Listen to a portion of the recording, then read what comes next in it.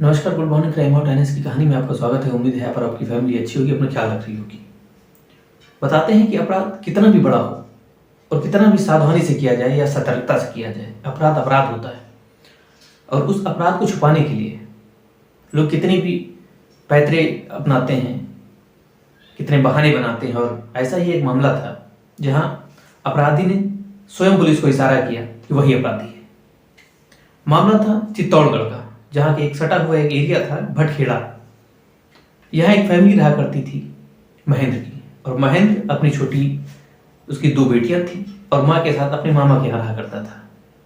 तभी अचानक 5 दिसंबर की रात लोगों द्वारा पुलिस को सूचना दी जाती है कि भटखेड़ा गांव के पास एक एरिया है गंगबार, और वहां का एक मंदिर है हनुमान मंदिर, और मंदिर के पास एक टीला है। टीले के पास कुआं है और कुएं में एक शख्स का शव पड़ा हुआ है। जैसे ही पुलिस सुनती है और आनन फानन पुलिस मौके पर पहुंचती है। पुलिस मौके पर पहुंचती है और लोगों की भीड़ इकट्ठा होती है। भीड़ इकट्ठा होते ही पुलिस सोचती है कि इस शव को कैसे बाहर निकाला जाए। हालांकि ये भी कई बार देखा जाता है कि इस माहौल में या इस कंडीशन में जहाँ कोई शव पड़ा हुआ है काफ़ी दिन से और काफ़ी सड़ा गला है, इस कंडीशन में लोग पुलिस की मदद करने से काफ़ी कतराते हैं और इतनी आसानी से पुलिस की मदद भी नहीं करना चाहते। वहीं एक शख्स था जिसका नाम महावीर था, तो जैसे ही पुलिस पहुंचती है और ये क्लियर करती है कि कुएं में शव है, शव को कैसे बाहर निकाला जाए, तो एक शख्स था महावीर पुलिस की बढ़ चढ़ कर मदद कर रहा था और उस शव निकालने में काफ़ी हद तक कोशिश कर रहा था। अब जैसे करके कोशिश की जाती है और पुलिस द्वारा और महावीर द्वारा शव को बाहर निकाला जाता है। क्योंकि शव 2-3 दिन पुराना था, इसलिए शव काफ़ी फूला हुआ था और काफ़ी मिट्टी जम गई थी, तो शव को बाहर निकाला जाता है। अब पुलिस शव को बाहर निकालती है, तभी एक पुलिस वाले की नज़र शव के हाथ पे पड़ती है, जिसमें शायद एक टैटू बना हुआ था और उस टैटू में शायद कुछ लिखा हुआ भी था। अब पुलिस उस हाथ को साफ करती है और तभी टार्च की लाइट से देखना शुरू करती है कि शायद इसमें कुछ दिख जाए और इसी के आधार पे उसे कुछ प्रूफ मिल जाए कि ये शव किसका है। तभी पुलिस को लगा कि शायद इसके हाथ में कमलेश राय का लिखा हुआ है। उसने गेस किया, अंदाजा लगाया। तभी पीछे से महावीर बोलता है कि साहब, इसके हाथ में कमलेश राय का नहीं बल्कि महेंद्र राय का लिखा हुआ है। अब इतने कन्फर्म के साथ, इतने विश्वास के साथ वो बोल रहा था, पुलिस को भी बड़ा अजीब लगा कि इतने कन्फर्म के साथ कैसे कह सकता है, जबकि ये तभी मेरे साथ आया जब हमें सूचना मिली और जब लोगों की भीड़ इकट्ठा हुई तभी वो सामने आया, और ये इतने विश्वास के साथ कैसे कह सकता है कि कमलेश नहीं बल्कि महेंद्र राय का लिखा हुआ है। हालांकि उस दौरान शव को सील किया जाता है और पोस्टमार्टम के लिए भेजा जाता है।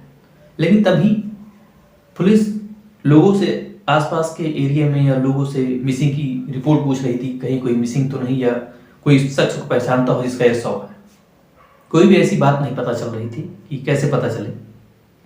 अब पुलिस की ये टीम थोड़ा शक्ति दिखाती है और महावीर के ऊपर फोकस करती है और महावीर के चाल चलन पर या उसका नंबर ट्रेस करती है। अब पूछती है, तभी कुछ शक होने पर महावीर को पुलिस उठाती है और थाने लाती है। अब अपने हिसाब से वो पूछती है कि तुम्हें ये कैसे मालूम था कि ये कमलेश नहीं बल्कि महेंद्र राय का है। पहले तो गोलमोल बातें करता है, फिर जब पुलिस के शक्ति के आगे महावीर की एक न चली, फिर वो बताना शुरू करता है कि महेंद्र और उसकी 2 छोटी बहनें और अपनी माँ के साथ वो मामा के यहाँ रहा करता था, मामा के घर पे रहा करता था। उसको रहते हुए लगभग 3 साल बीत गए थे। इधर महावीर का महेंद्र के घर आना जाना भी था, लगभग 2 साल पहले से आना जाना उसके यहाँ शुरू था। उधर घर बराबर आना जाना था। तभी महेंद्र की छोटी बहन तनु, उससे दोनों बात करने लगे। बात करने के दौरान दोनों ने आपस में नंबर आदान प्रदान किया, एक दूसरे का नंबर लिया और नंबर अपना दिया। बात शुरू हो जाती है। अब ये बात शुरू हो जाती है, बात होते होते पहले घर के हिसाब से बात हुई, फिर बात दोस्ती में बदली, फिर प्यार की नौबत आई, प्यार तक बदली, फिर दोनों ने साथ घूमना शुरू किया और साथ रहने का प्लान बनाया। फिर शादी करने का भी एक प्लान बनाया कि तनु ने प्रेशर किया कि अब क्यों ना, जब इतने दिन से साथ रह रहे हैं, एक दूसरे को सही से जानते हैं, क्यों ना शादी कर ली जाए। शादी तो कर ली जाए, लेकिन एक रोड़ा था महेंद्र, ये महावीर कह रहा था। इधर महावीर का कहना था कि महेंद्र है, ये हमें लोग को मिलने नहीं देगा। तभी दोनों लोग आपस में कहीं ना कहीं घूमने भी जाया करते थे। कुछ समय बाद यह जानकारी महेंद्र रायका को पता चलती है कि महावीर और उसकी छोटी बहन तनु दोनों घूमने जाया करते हैं। इधर तनु ने भी प्लान बना लिया कि किसी को शक ना हो, महावीर घर आता है और उसके दोनों के साथ अफेयर है, किसी को शक ना हो। ये अपनी छोटी बहन के साथ महावीर के हाथ में राखी भी बंधाया करती थी और भाई बहन का रिश्ता भी चलाती थी, जिसमें किसी को शक ना हो।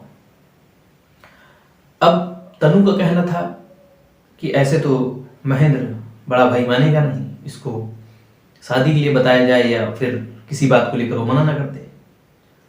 बात चल रही थी, तभी तनु और महावीर ने एक प्लान बनाया कि क्यों ना महेंद्र रायका को रास्ते से हटा दिया जाए और रास्ता साफ हो जाए और दोनों आपस में चल के शादी करते हैं और साथ में रहते हैं। फिर तनु और महावीर दोनों प्लान बनाते हैं और महेंद्र का प्लान के तहत हत्या करते हैं। हत्या करने के बाद अब हत्या कर देते हैं, शव को भी ठिकाने लगाना था। अब ये नहीं समझ में आ रहा था कि शव को ठिकाने कैसे लगाया जाए।